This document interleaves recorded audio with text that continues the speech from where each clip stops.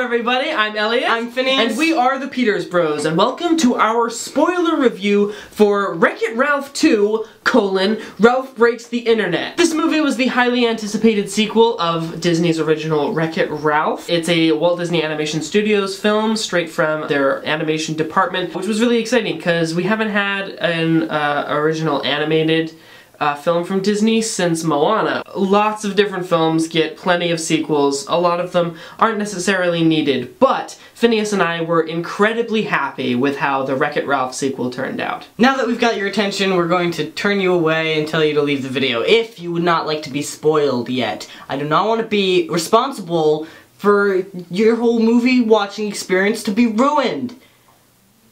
Chad? When we went into this movie, I was unsure of what to think, you know. From the trailers, it really seemed like Disney was just gonna be flexing on us for 2 hours, showing off all of their various properties, and there was a fair amount of flexing, but it wasn't nearly as abrasive and, like, in your face as I thought it was gonna be. But that's really the only complaint that I have about the movie, so...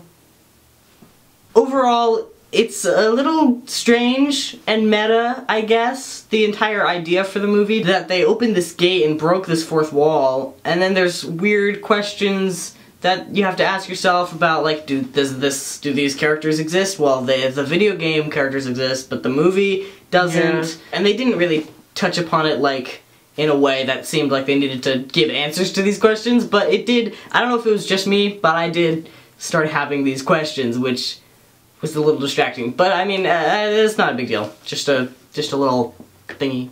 John C. Reilly and Sarah Silverman give great vocal performances in this movie. Not quite as exciting and interesting as the first film, and I don't know if that's just because the world building of it has gotten a little stale at this point, but they're still the same lovable characters, and they felt very, very consistent between the two movies, so I didn't really have a problem with that. We were introduced to a bunch of new characters in this movie who I thought were really just like fun, you know. They felt like they fit in with the rest of the universe, which was really great, and those other vocal performances were very entertaining as well. And I liked that Alan Tudyk was in this movie, even though King Candy and Turbo weren't in this film.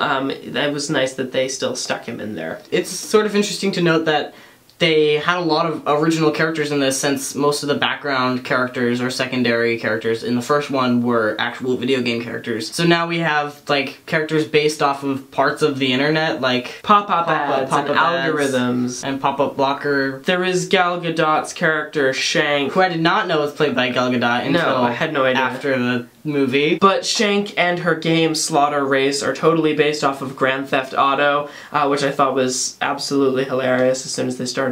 Phineas and I aren't gamers. We don't play video games. We're familiar with a lot of retro games, but we don't know very much about more modern games. We do know quite a bit about the internet, though, so I feel like we were able to get more of the references in this movie than in the first one. In the YouTube references, believe it or not, we got those. Yeah, actually, which was surprising. Visually, I mean, it seems like they really figured out how to keep stuff looking the same design-wise with the sequels that have big time gaps. Mm-hmm. I thought that the animation for Shank was fantastic. Yeah, so she moved like a real person. They've got, I think in the first one too, they had some great ideas of what the movement would be like, because they had a wide range of characters, like obviously video game characters, which is like the weird video game animation, which they more did stilted stick into movement, this. which was absolutely hilarious. It was great. And the jumping, and yeah, the gameplay stuff is really cool. And I really would like to know more about what they did with that big set piece at the end of the Ralph made of Ralph. And I noticed specifically that they did a great job of separating the real Ralph from all the fake Ralphs. I will admit that the storyline and the overall message of the film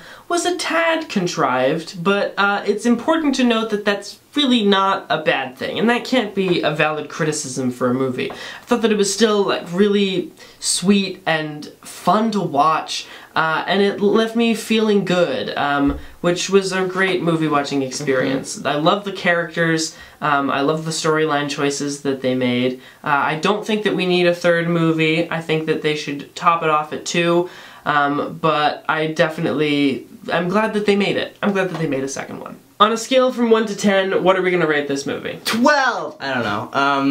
I'd say it's a solid 8. I want to say 8. What did you guys think? If you saw this movie in theaters, comment down below with your thoughts and feelings. Did you like the first movie? Did you hate the first movie? Did you like the second movie? Did you hate the second movie? Share this video with your friends and family. Subscribe to our YouTube channel if you haven't done so yet. We make a lot of content, a lot like this. We've reviewed Fantastic Beasts like just last week, so please check out our other videos. We make a lot of stuff pretty similar to this. Leave a like down below, and don't forget to tell your enemies that we are awesome.